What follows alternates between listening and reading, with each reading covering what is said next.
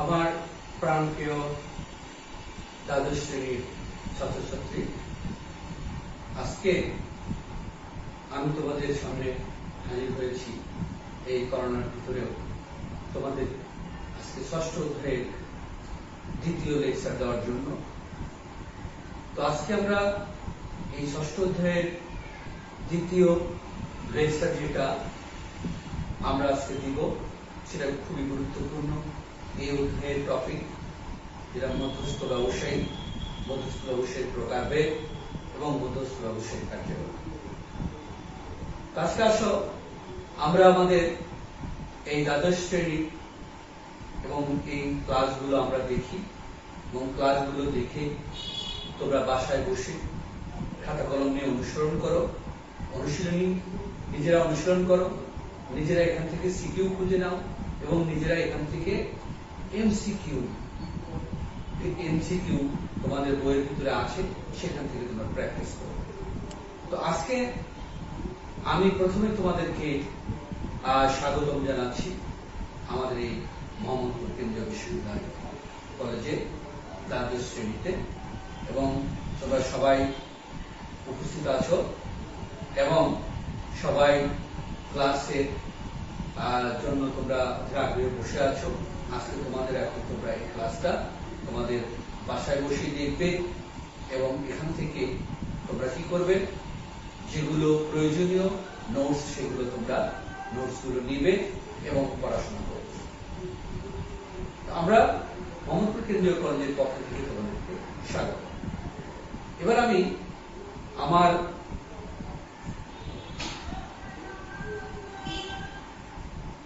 শিক্ষক পরিচিতি, এই শিক্ষক আমি কৃষ্ণদুলাল ঘোষ, সহযোগী অধ্যাপক, মোহাম্মদপুর কেন্দ্রীয় বিশ্ববিদ্যালয় কলেজ, এবং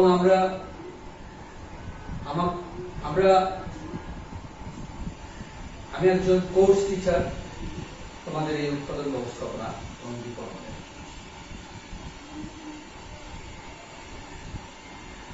আমরা পাঠ পরিস্থিতি দেখি, একটু পাঠ পরিস্থিতি কি আছে। আজকে আমরা ক্লাস হবে দ্বাদশ শ্রেণী, তোমরা দ্বাদশ শ্রেণীর ছাত্র। উৎপাদন ব্যবস্থা বিষয় হচ্ছে উৎপাদন ব্যবস্থাপনা বিপণন, এবং অধ্যায় হচ্ছে ষষ্ঠ অধ্যায় বন্টন প্রণালী, এবং লেকচার হচ্ছে 2 নম্বর লেকচার। আমরা যে বইটা এখানে অনুসরণ করেছি সে বইটি হচ্ছে অক্ষরপত্র প্রকাশনী, এবং আমি কৃষ্ণদুলাল ঘোষ অর্থাৎ কেটি ঘোষ নামে তোমরা পরিচিত, এবং এই বইটি অনুসরণ হয়েছে। আমি নিজেই বইটির লেখক।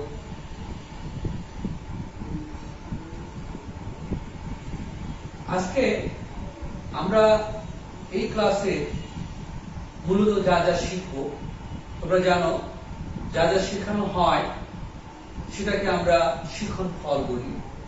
আজকে আমাদের শিখন ফল কি হবে, এখানে আমরা এই অধ্যায় শেষে শিক্ষার্থীরা কি জানবে, মধ্যস্থ ব্যবসায়ের ধারণা ব্যাখ্যা করতে পারবে, মধ্যস্থ ব্যবসায়ের শ্রেণীবিভাগ ব্যাখ্যা করতে পারবে, মধ্যস্থ ব্যবসায়ের কার্যাবলী ব্যাখ্যা করতে পারবে।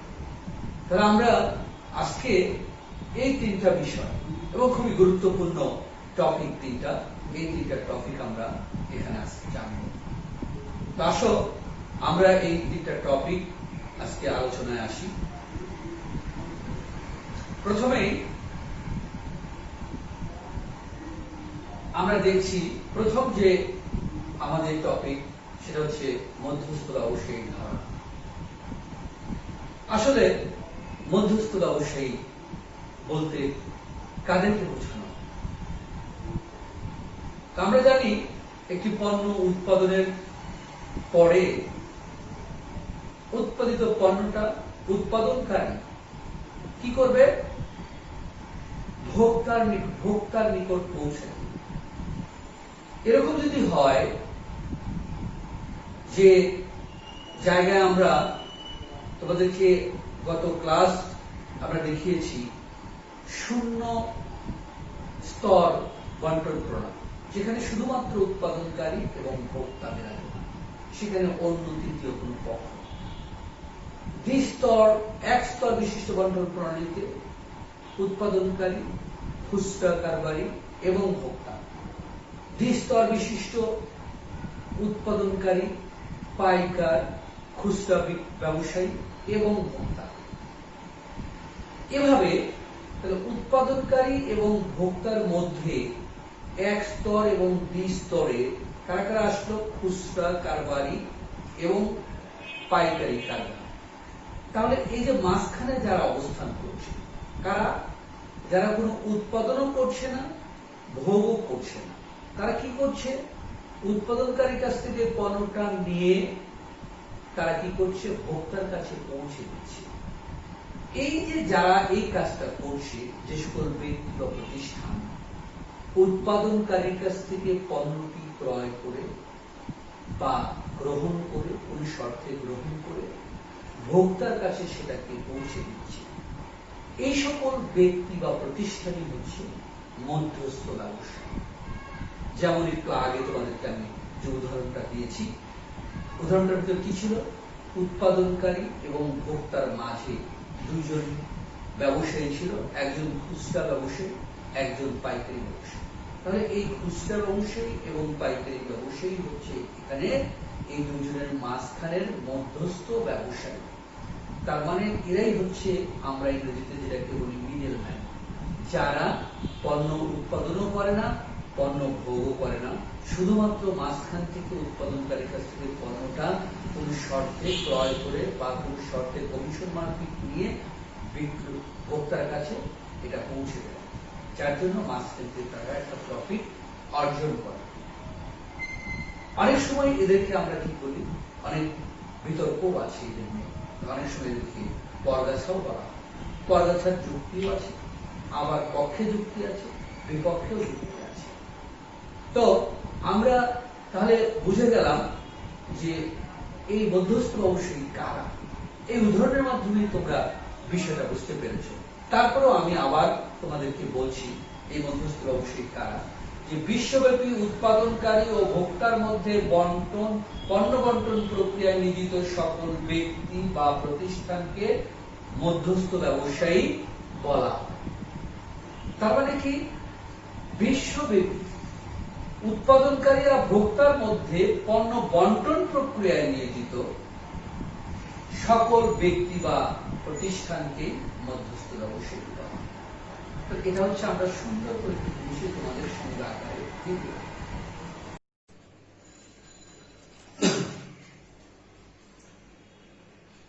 এখন আমি তোমাদেরকে মধ্যস্থ ব্যবসায়ী সম্পর্কে একটা ধারণা দিয়েছি। এবার একটা তোমাদেরকে আমি গল্পের মাধ্যমে মধ্যস্থ ব্যবসায়ীর বিষয়টি আরো সুন্দর করে তোমাদের মাঝে ফুটিয়ে তুলব। সেটা হচ্ছে, তোমরা ধরো যে এখানে আমি একটা গল্প দিয়েছি যে লাবণী মোহাম্মদপুর কেন্দ্রীয় বিশ্ববিদ্যালয় কলেজের একাদশ শ্রেণীর ছাত্রী। সে জাপান সিটি গার্ডেনে বসবাস করে। এই প্রেক্ষাপটে সকালবেলা সে 6:30 ঘুম থেকে উঠে কি করে? সে ব্রাশ করতে গিয়ে হঠাৎ করে দেখলো যে ব্রাশ করতে গিয়ে টুথপেস্ট নেই। সাধারণত লাবণী তার ড্রেস আপ করে নাস্তা খেয়ে 7:20 ভিতরে কলেজে উপস্থিত হয়। কিন্তু সেই প্রেক্ষাপটে পেস্ট না থাকাতে সে কি করলো? তড়িৎ গতিতে সে তার বাবার কাছ থেকে টাকা নিয়ে সে কি করলো? তার জাপান সিটি গার্ডেনের পাশে যে খুচরা দোকানগুলো আছে সেখান থেকে সে একটা কলগেট টুথপেস্ট নিয়ে আসে। নিয়ে এসে সাথে সাথে দাঁত ব্রাশ করে তারপরে সে কি করলো?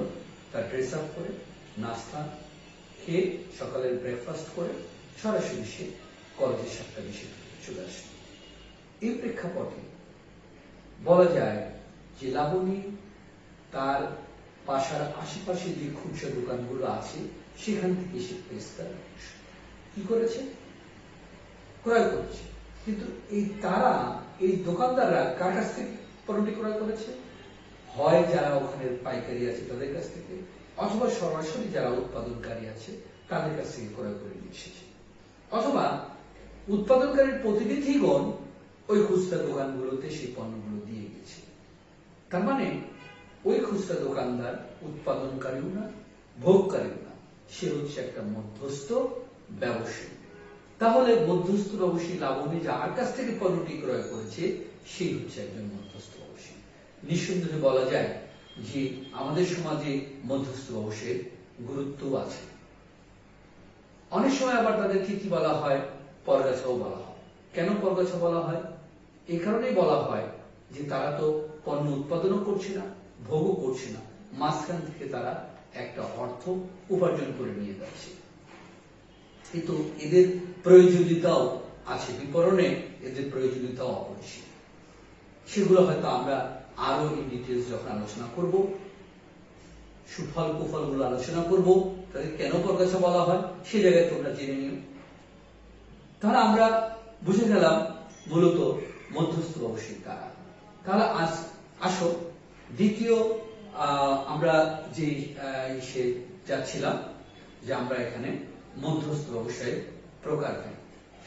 তো মধ্যস্থ ব্যবসায়ের প্রকারভেদে আমরা তোমাদের এটা দেখো, মধ্যস্থ ব্যবসায়ের প্রকারভেদ। তো আমরা এই মধ্যস্থ ব্যবসায়ের প্রকারভেদে যদি দেখি, মধ্যস্থ ব্যবসায়ী তিন ধরনের মধ্যস্থ ব্যবসায়ী আছে: বণিক মধ্যস্থ ব্যবসায়ী, প্রতিনিধি মধ্যস্থ ব্যবসায়ী, কার্যভিত্তিক মধ্যস্থ ব্যবসায়ী। তাহলে প্রথমে আমরা আসি বণিক মধ্যস্থ ব্যবসায়ী। বণিক মধ্যস্থ ব্যবসায়ী কারা? বণিক মধ্যস্থ ব্যবসায়ী, আমরা মধ্যস্থ ব্যবসায়ী বলতে বুঝলাম ওই সকল ব্যক্তি বা প্রতিষ্ঠান, এটা বুঝিয়েছি যারা পণ্যের কি করবে, কোন পণ্যের উৎপাদনকারীর কাছ থেকে গ্রহণ করে ভোক্তার কাছে পণ্যটি পৌঁছে দেবে।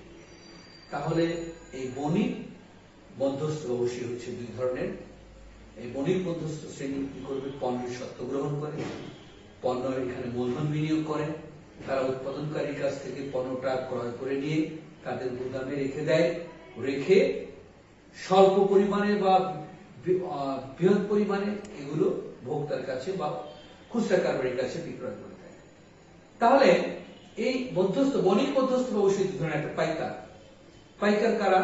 পাইকার হচ্ছে যারা উৎপাদনকারীর কাছ থেকে বা উৎপাদনকারীর প্রতিনিধির কাছ থেকে অধিক পরিমাণে পণ্য ক্রয় করে নিয়ে এসে তারা কি করবে, তাদের গুদামে রেখে দেয় এবং সেই তারা গুদাম সরাসরি তারা খুচরা কারবারি অথবা ভোক্তার কাছে পণ্যগুলো সরাসরি বিক্রি করে দেয়। যদি আমরা এটা একটা উদাহরণ দিই, আমাদের মোহাম্মদপুর কৃষি মার্কেট আছে, কৃষি মার্কেটে চালের বাজার আছে, সেখানে এই দোকানদারগুলো কি করছে, তারা উত্তরবঙ্গ বা বিভিন্ন চাল কল থেকে পণ্য নিয়ে এসে এখানে রেখে দিচ্ছে এবং এখান থেকে তারা পণ্যগুলো তাদের কাছ থেকে খুচরা ব্যবসায়ীরা 5 মণ 10 মণ বা 5-10 বস্তা নিয়ে তারা কি করছে, সরাসরি ভোক্তা নিয়ে করে বিক্রি করছে বাজারে বসে বসে, খুচরা বাজারে। তাহলে যারা এই যে আমাদের অধিক পরিমাণে চাল নিয়ে বসে আছে, তাদের আড়তে 100, 200, 1000, 2000 বস্তা চাল রেখে দিয়েছে, এরাই হচ্ছে মূলত পাইকার। আর খুচরা ব্যবসায়ীরা যারা এই সকল পাইকারদের কাছ থেকে 2 বস্তা 4 বস্তা চাল কিনে বিভিন্ন ছোট ছোট মার্কেটে বসে ভোক্তাদের কাছে 5 কেজি, 10 কেজি, 20 কেজি আকারে চাল বিক্রি করছে, তারাই হচ্ছে এখানে খুচরা ব্যবসায়ী। খুচরা ব্যবসায়ী সম্পর্কে তোমাদের একটা সমগ্র ধারণা তোমরা তোমাদের চিত্রপটে নিয়ে নাও, হৃদয়ের চিত্রপট, এটা তোমরা চিন্তা করতে পারো। তাহলে তোমাদের এবং খুচরা ব্যবসায়ী কারা? আশেপাশেও দেখা যাচ্ছে যে তোমাদের বাড়ির আশেপাশে যেখানে বসবাস করছো সেই সকল দোকানেও চাল বিক্রি করছে, তাহলে তারাও হচ্ছে খুচরা ব্যবসায়ী। এবার আমরা প্রতিনিধি মধ্যস্থ ব্যবসায়ীর দিকে যাব। প্রতিনিধি মধ্যস্থ ব্যবসায়ী কারা? তো প্রতিনিধি আমরা যদি বলি প্রতিনিধি মধ্যস্থ ব্যবসায়ী কারা, তাহলে প্রতিনিধি মধ্যস্থ ব্যবসায়ী তারা যারা প্রতিনিধিত্ব করবে, যারা পণ্যের প্রতিনিধিত্ব করে তারা পণ্য বিক্রি করবে, মাঝখান থেকে কমিশন নেবে। যারা কোনো পণ্যের মালিকানাত্ব গ্রহণ করবে না, মূলধন বিনিয়োগও করবে না। কিছু কিছু ক্ষেত্রে ঝুঁকি নিতে পারে, বাট সেই ঝুঁকিটা আর্থিক পাপে বা কোনো অর্থ বিনিয়োগ করে নয়। তাই হচ্ছে এখানে এজেন্ট বা প্রতিনিধি মধ্যস্থ ব্যবসায়ী। তাহলে এই প্রতিনিধি মধ্যস্থ ব্যবসায়ী যারা, তাদের সম্পর্কে আমরা এখন একটু আলোচনা চলে যাব। প্রতিনিধি মধ্যস্থ ব্যবসায়ী তোমরা দেখছো প্রথমেই ফারিয়ারা হচ্ছে এখানে প্রতিনিধি মধ্যস্থ ব্যবসায়ী। তাহলে এরা কারা? এরা কারা? প্রতিনিধি মধ্যস্থ ব্যবসায়ীরা কারা? এরা হচ্ছে যে যারা উৎপাদনকারীর কাছ থেকে পণ্যটা গ্রহণ করছে এবং উৎপাদনকারীর কাছ থেকে গ্রহণ করে তারা পণ্যটা তাদের গুদামে রেখে দিচ্ছে এবং রেখে দিয়ে তারা ক্রেতা খুঁজে বের করে সেই ক্রেতার কাছে পণ্যটা বিক্রি করে দিচ্ছে।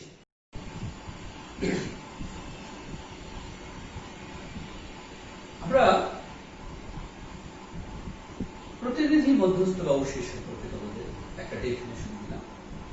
তো এখন যেটা আমরা তোমাদেরকে এখান থেকে আমরা করব সেটা হচ্ছে এর প্রকার। প্রথমে হচ্ছে ফরিয়াদ। এই ফরিয়াদ মধ্যস্থ ব্যবসায়ী কারা? যারা উৎপাদনকারী এবং ভোক্তা যারা আছে তারা কি করছে? তাদের নিকটে পণ্যটা বিক্রি করে দিচ্ছে। যারা উৎপাদনকারী পণ্য ভোক্তার কাছে পণ্যটা বিক্রি করে দিচ্ছে। এই ক্ষেত্রে তাদের অবস্থানটা কি? তারা অনেক সময় পণ্যের উৎপাদনকারী পণ্যটা গ্রহণ করছে, তাদের গুদামে সেটা জমা রাখছে এবং ক্রেতা কারা এই পণ্য সেগুলো খুঁজে বের করে ক্রেতাদের কাছে পণ্যটা বিক্রি করে দিচ্ছে। এবং এর জন্য তারা কি করছে? তারা নির্দিষ্ট হারে কমিশন উৎপাদনকারীর কাছ থেকে পাচ্ছে। এরাই হচ্ছে মূলত ফরিয়াদ। মহাজন। মহাজন কারা? মহাজন হচ্ছে তারাই যারা কি করছে? তারা একটা নির্দিষ্ট এলাকায় প্রভাব বিস্তার করে থাকে। তারা ওই এলাকা মহাজন বলা হয়, অর্থাৎ সমস্ত জনদের ভিতরে মহাজন। তাহলে সেই মহাজনদের কি কাজ? ওই এলাকায় যে সকল পণ্য উৎপাদন হয় সব পণ্যগুলো তার ওই জায়গাটায়, ওই গুদামে বা ওই দোকানে রেখে দিতে হবে। সে কি করবে? সে বিভিন্ন পাইকার বা খুচরা কারবারি তার কাছ থেকে সে পণ্যটা ক্রয় করে নিতে পারে এবং এর ভিত্তিতে কি পাবে? সে একটা নির্দিষ্ট কমিশন পাবে। এই মহাজনরা অনেক সময় কি করবে? উৎপাদনকারীকে অর্থ লগ্নি করে অর্থ ঋণ হিসাবে দিয়ে তাকে সুদের ভিত্তিতে কমিশন দিয়েও সে অর্থের সহযোগিতা করবে। কিন্তু সেই অর্থটা নিঃসন্দেহে উৎপাদন কাজে বা কোনো অর্থ বিনিয়োগ বা এই কাজে কোনো অর্থ বিনিয়োগ সেটা বিনিয়োগ করবে না। সেটা হচ্ছে সে যে টাকাটা দেবে সেটা ঋণ হিসাবে দেবে, তার একটা নির্দিষ্ট সুদ পাবে। আবার সে যদি তার পণ্যটা বিক্রি করে দিল সেখান থেকে একটা কমিশন পাবে। এরা হচ্ছে মহাজন। দালাল। দালাল কারা? দালাল হচ্ছে যারা পণ্যটি উৎপাদনকারীর সোর্সও জানে, পণ্যটি ভোক্তার সোর্সও জানে। দুইজনেরই প্রয়োজন দালাল জানে। দালাল মাঝখান থেকে উৎপাদনকারীকে ভোক্তাকে পরিচয় করে দেবে আর ভোক্তাকে উৎপাদনকারীকে পরিচয় করে দেবে। মাঝখান থেকে সে একটা নির্দিষ্ট কমিশন পায়। অনেক ক্ষেত্রে এই উৎপাদনকারীর কাছ থেকেও দালাল কমিশন পায়, আবার ভোক্তার কাছ থেকেও বা ক্রেতার কাছ থেকেও কমিশন পায়। এরাই হচ্ছে মূলত দালাল। কমিশন এজেন্ট কারা? কমিশন এজেন্ট হচ্ছে তারা যারা কি করে? পণ্যটি সম্পর্কে তারা একটা নির্দিষ্ট হারে কমিশন গ্রহণ করে। এরা কিন্তু কোনো পণ্যের ঝুঁকি গ্রহণ করবে না, সত্য গ্রহণ করবে না এবং তারা পণ্যটা রাখারও কোনো রাখবেও না তাদের গুদামে। তারা সেটা কি করবে? অনেক সময় প্রয়োজনে যদি বিজ্ঞাপন বা প্রসার কাজ দিয়ে ভোক্তাদেরকে অনুপ্রাণিত করবে এবং তারা এই পণ্যটা ক্রয়ে যেন উদ্বুদ্ধ হয় সে বিষয়ে তাদেরকে সচেতন করবে। এর কাজের জন্য একটা নির্দিষ্ট কমিশন হবে, এদেরকে কমিশন এজেন্ট বলা হয়। এরপরে হচ্ছে উৎপাদনকারীর প্রতিনিধি। উৎপাদনকারীর প্রতিনিধি কারা? যারা উৎপাদনকারীর প্রতিনিধি হচ্ছে তারাই যারা পণ্যটি কি করবে? পণ্য তারা উৎপাদনকারীর পক্ষে একটা নির্দিষ্ট এরিয়াতে প্রতিনিধিত্ব করবে। অর্থাৎ শুধুমাত্র ওই প্রতিনিধি শুধুমাত্র একটি নির্দিষ্ট কোম্পানির পণ্য বিক্রি করতে পারবে, অন্য কোনো কোম্পানির পণ্য বিক্রি করতে পারবে না। এর প্রেক্ষিতে সে একটা নির্দিষ্ট কমিশন পেয়ে থাকে। ভ্রাম্যমাণ প্রতিনিধি কারা? ভ্রাম্যমাণ প্রতিনিধি হচ্ছে তারা যারা একটা নির্দিষ্ট এলাকায় ঘুরে ঘুরে কি করবে, পণ্যের অর্ডার গ্রহণ করে, শুধু পণ্যের অর্ডার গ্রহণ করে সেই অর্ডারটা উৎপাদনকারীকে পৌঁছে দেয়, এবং যারা এই কাজের সাথে জড়িত তারা একটা নির্দিষ্ট হারে কমিশনও উৎপাদনকারীর কাছ থেকে পেয়ে থাকে। তারাই হচ্ছে ভ্রাম্যমাণ প্রতিনিধি। বিক্রয় প্রতিনিধি, বিক্রয় প্রতিনিধি কারা?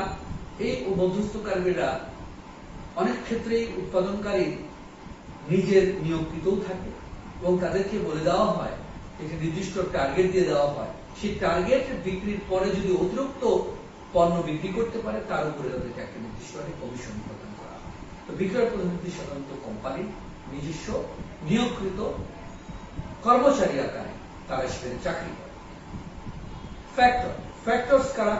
ফ্যাক্টরস হচ্ছে তারাই যারা কি করবে, অনেক সময় উৎপাদনকারী এবং ক্রেতা অর্থাৎ ক্রেতা বিক্রেতার ভিতরে আইনগত ঝামেলা হতে পারে, বা উৎপাদনকারীর বিভিন্ন বিষয়ে আইনগত ঝামেলা, এই ঝামেলাগুলোকে যে ট্যাকেল দেয় এবং ঝামেলাগুলোকে যে মিটমাট করে সেই হচ্ছে ফ্যাক্টরস। এবং এরা সাধারণত কি থাকবে, এরা সাধারণত আইন বিষয়ে বা এই সকল পণ্য ক্রয় বিক্রয় বিষয়ে আইনগত দিকগুলো এরা সচেতন থাকে এবং এরা জানে। এরা উৎপাদনকারীকে এই সকল ঝামেলায় বা মামলা সংক্রান্ত ঝামেলা থেকে সহযোগিতা করে। ঝুঁকি গ্রহণকারী, ঝুঁকি গ্রহণকারী কারা? যারা পণ্যের ঝুঁকি গ্রহণ করে, ঝুঁকি গ্রহণ করছে তারা। অনেক সময় তারা কি করছে, পণ্য এরকম ভাবে বিক্রি করছে যে পণ্যটা যদি বিক্রি হয়ে যায়, পণ্য বিক্রি হওয়ার পরে যদি বাকিতে বিক্রি করলো, সেই টাকাটা আদায় করার জন্য সম্পূর্ণ ঝুঁকি এই ঝুঁকি গ্রাহক গ্রহণ করে থাকে। ঝুঁকি গ্রাহক সেই ঝুঁকি গ্রহণ করে উৎপাদনকারীকে বলে দেয়, যদি টাকাটা না পাওয়া যায় তাহলে আমি সেই টাকার জন্য দায়ী হব, আমি তোমাকে সে টাকাটা দিব। এভাবে ঝুঁকি গ্রহণ করে যে পণ্যটা বিক্রি করে এবং কমিশন পায়, সেটাই হচ্ছে ঝুঁকি গ্রাহক গ্রহণকারী প্রতিনিধি। মধ্যস্থ হচ্ছে দায় গ্রাহক। দায় গ্রাহক হচ্ছে কোম্পানির যারা শেয়ার বা ঋণপত্র বিক্রির কাজে নিয়োজিত থাকে এবং তারা বিক্রি করে দেয়, বিক্রি করে দিয়ে যারা দায় গ্রহণ করে বিক্রি, তারাই হচ্ছে এখানে দায় গ্রাহক, এবং এরা এই বিক্রি করার কারণে তারা একটা নির্দিষ্ট কমিশন পেয়ে থাকে। এটা হচ্ছে আমরা কি বললাম, আমরা এখান থেকে আমাদের বিষয়গুলো এখান থেকে করে নিলাম, আমাদের দেখে নিলাম। তো এখন আসো আমরা পরবর্তীতে মধ্যস্থ ব্যবসায়ী কার্য আমরা কি করব, এর ভিতরে আছে কার্যভিত্তিক মধ্যস্থ ব্যবসায়ী। কার্যভিত্তিক মধ্যস্থ ব্যবসায়ী, তাহলে কার্যভিত্তিক মধ্যস্থ ব্যবসায়ী কারা? এখানে ব্যাংক, বীমা। ব্যাংক কি করে, ব্যাংকও তারা কি করে, অনেক সময় কি করবে, উৎপাদনকারীর পক্ষ হয়ে পণ্য এই যে টাকা প্রাপ্তির ক্ষেত্রে সহযোগিতা করে। বিক্রেতাকে যারা ক্রেতা তাদের কাছ থেকে টাকাটা গ্রহণ করে তারা ব্যাংক কি করে ওই উৎপাদনকারীকে টাকাটা পৌঁছে দেয়, এর জন্য একটা তারা নির্দিষ্ট কমিশন পায়। এই ক্ষেত্রে ব্যাংক উৎপাদন মধ্যস্থ ব্যবসায়ী ভূমিকা পালন করে থাকে।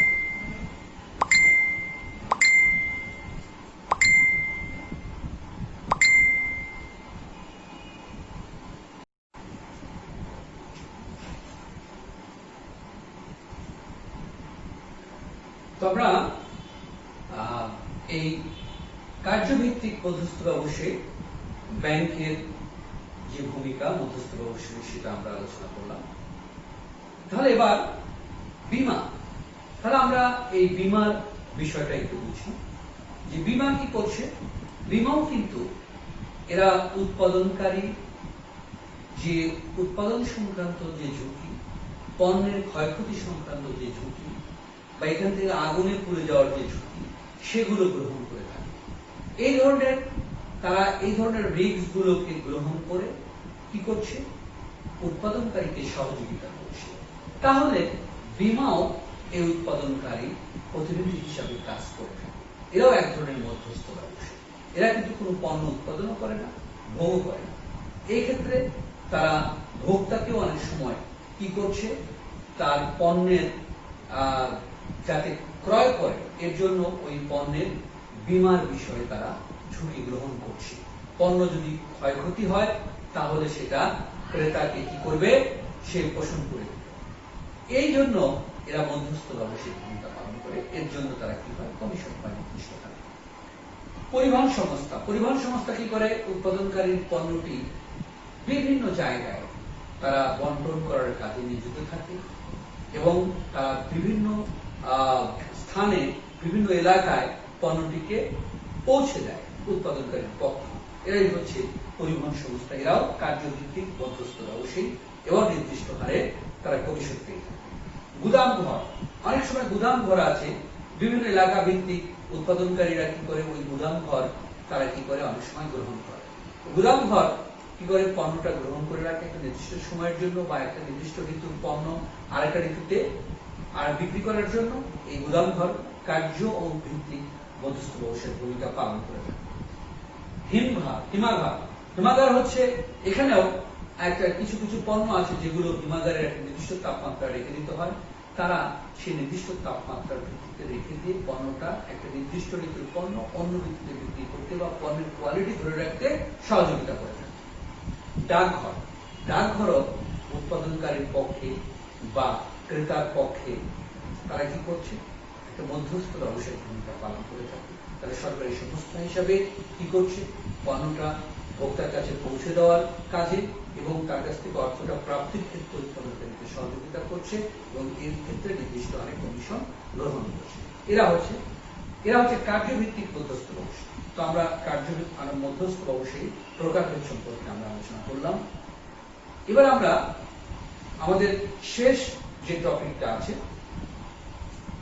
মধ্যস্থ ব্যবসায়ীর কার্যাবলী। তো মধ্যস্থ ব্যবসায়ীর কার্যাবলী আমি তোমাদেরকে আলোচনা করবো। মধ্যস্থ ব্যবসায়ী অলরেডি আমরা মধ্যস্থ ব্যবসায়ী শুনেছি, জানলাম এবং অনুধাবন করছি যে কাজটা কি হতে পারে। তো আমরা প্রথমে একটা কাজ হচ্ছে উপযোগ সৃষ্টি। উপযোগ সৃষ্টি করা মধ্যস্থ ব্যবসায়ীর কাজ। তারা স্থানগত উপযোগ, সময়গত উপযোগ এবং সত্যগত উপযোগ কি করছে, তারা সৃষ্টি করছে।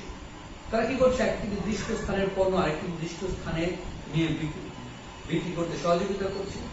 তারা পণ্যের মজুতকরণ করে, তারা গুদামজাতকরণ করে সময়গত উপযোগ সৃষ্টি করছে। তারা পণ্যের সত্ত্ব গ্রহণ করে তারা সত্যগত উপযোগ সৃষ্টি করছে। এভাবে কি করছে, পণ্যের তারা উপযোগ সৃষ্টিতে সহযোগিতা করছে। পণ্য সরবরাহ, পণ্য সরবরাহ ক্ষেত্রেও এই মধ্যস্থ ব্যবসায়ীরা কি করছে, তারা গুরুত্বপূর্ণ দায়িত্ব পালন করছে। কারণ কি, একটা পণ্য একটা জায়গায় নির্দিষ্ট জায়গায় উৎপাদন হচ্ছে, সেটাকে বিভিন্ন জায়গায় পৌঁছে দেওয়া, সরবরাহ কাজে নিয়োজিত আছে। এই মধ্যস্থ ব্যবসায়ীরা সরবরাহ কাজে নিয়োজিত থাকছে। তারা কিভাবে বিভিন্ন প্রান্তে, দেশের বিভিন্ন প্রান্তে পণ্যটাকে পৌঁছে দিচ্ছে।